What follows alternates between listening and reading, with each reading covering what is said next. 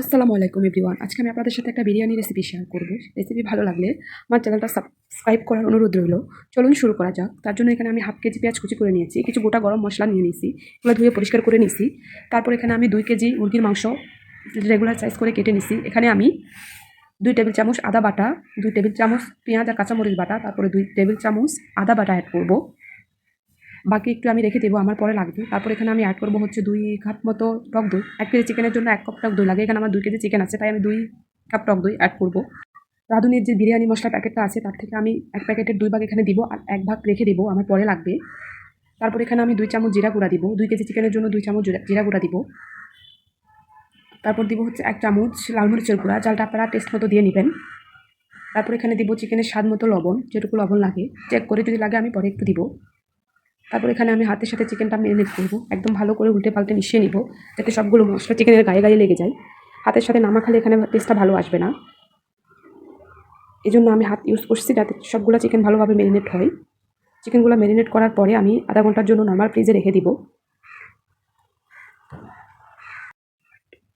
তারপর এখানে আমি হাফ কেজি আলু একটু অরেঞ্জ ফুড কালার লবণ দিয়ে মেখে একটা ফ্রাই প্যানে তেল দিয়ে ভেজে নিব।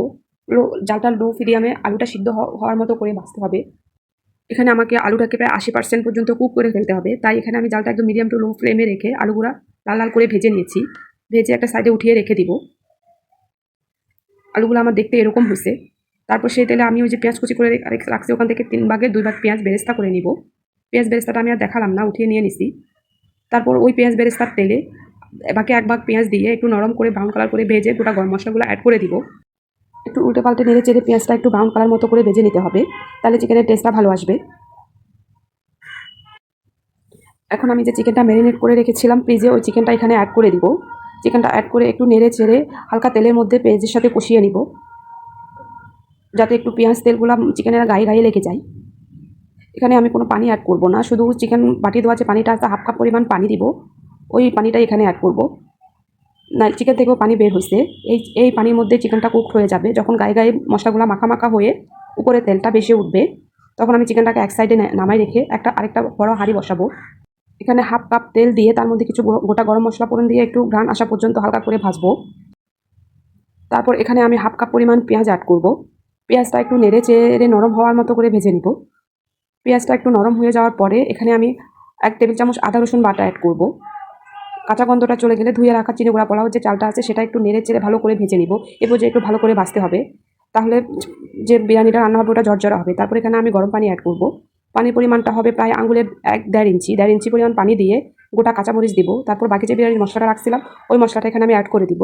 তারপর একটু নেড়ে চেড়ে ভালো করে বিরিয়ানির মশলা কাঁচামরিচ চালগুলা একটু ভালো করে নেড়ে চেড়ে মিক্স করে নিব। তারপর এখানে 2 চা চামচের মতো কেওড়া জল অ্যাড করব। এরপরে স্বাদ মতো লবণ দিব। এখানে 1 কেজি পোলাওয়ের চালের জন্য প্রায় 4 চামচের 2.5 চামচ লবণ লাগবে আমার। এই পরিমাণটা সবসময় মনে রাখবেন, 1 কেজি চালের জন্য প্রায় 4 চামচের 2.5 চামচ লবণ লাগে, সেটা পোলাওতে বিরিয়ানিতেও। তারপর পানিটা টেনে যখন 80% চাল কুকড হয়ে যাবে, এ পর্যায়ে অর্ধেক চাল একটা বলে উঠাই রাখবো। এখানে চালটা বেশি সিদ্ধ করা যাবে না, যাতে 80% মতো সিদ্ধ হয় এরকমের মধ্যে উঠে ফেলতে হবে, বাকিটা আমরা দমে করব। এখন চালটা একটু ভালো করে বিছিয়ে অর্ধেক পরিমাণ চিকেন দিব।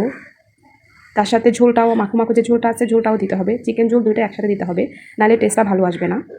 সব আমি দিয়ে দিছি। এখন আমি যে আলু ভেজে রাখছিলাম ওখান থেকে অর্ধেক পরিমাণ আলু এখানে অ্যাড করব। তারপর আমি এখানে কিছু কিশমিশ অ্যাড করব। তারপর হাফ কাপ দুধ অ্যাড করে দিব। এরপরে দিব কিছু পেঁয়াজ বেরেস্তা, যে পেঁয়াজ বেরেস্তা করে রাখছি ওখান থেকে অর্ধেক পেঁয়াজ বেরেস্তা দিব। তারপর 1 চা চামচ কেওড়া জল দিব, যাতে ফ্লেভারটা ভালো আসে এই জন্য। তারপর 7-8টা কাঁচামরিচ দিব। বাকি যে চালটা উঠে রাখছিলাম বলের মধ্যে, ওই চালটা আমি ঢেলে হাত দিয়ে বিছিয়ে নিব। এরপরে এখানে যে বাকি চিকেনটা আছে, যে অর্ধেক পরিমাণ চিকেন রেখে দিচ্ছি, ওগুলো আমি উপর দিয়ে ভালো করে বিছিয়ে দিব। তারপর যে অর্ধেক পরিমাণ আলু রেখে দিচ্ছি, অর্ধেকটা আলু এখানে অ্যাড করে দিব।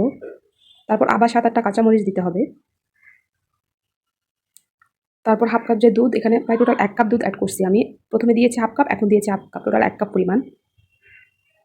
তারপর এক মুঠ মতো কিশমিশ দিব। আমাদের বাসায় কিশমিশটা সবাই খুব পছন্দ করে, তাই একটু আমি বেশি পরিমাণে দিচ্ছি, আপনারা কম বেশি করে দিতে পারেন। তারপর এখানে বাকি যে পেঁয়াজ বেরেস্তাটা আছে সেটা অ্যাড করে দিব। এখানে আপনাদের সাথে একটু কথা বলি, এই রেসিপিটা সম্পূর্ণ আমার ননদের থেকে পাওয়া একটা রেসিপি। ও অনেকবার এই বিরিয়ানিটা রান্না করছে, একটু অন্যরকম খেতে আসে, একটু দম ফ্লেভার আসে, একটু কাচ্চি ফ্লেভার আসে, চিকেন দম ফ্লেভার আসে। গতানুগতিক বিরিয়ানি থেকে একটু আলাদা। এখানে আমি আরও 1 চা চামচ কেওড়া জল অ্যাড করব। লেয়ারে লেয়ারে কেওড়া জলটা দিলে তখন ফ্লেভারটা ভালো আসে, তবে পরিমাণ বুঝে দিতে হবে। 1 চা চামচের বেশি দেওয়া যাবে না, তাহলে বেশি গন্ধ আসলে খেতে ভালো লাগবে না। তারপর আমি একটা ঢাকনা দিয়ে ঢেকে প্রায় 10 থেকে 15 মিনিটের জন্য মিডিয়াম টু লো ফ্লেমে দমে রাখবো। জালটা এখানে মিডিয়াম থেকে লো ফ্লেমে থাকতে হবে, নাহলে নিচে দিয়ে লেগে যেতে চাইবে। তারপরে একটা ঢাকনা খুলে নেড়ে চেড়ে চিকেন রাইসগুলো মিক্স করে নিব। একটা রাইস চেক করে দেখবো আমার সব ভালোভাবে কুকড হয়ে গেছে। আপনারা করে খেয়ে দেখবেন, খুব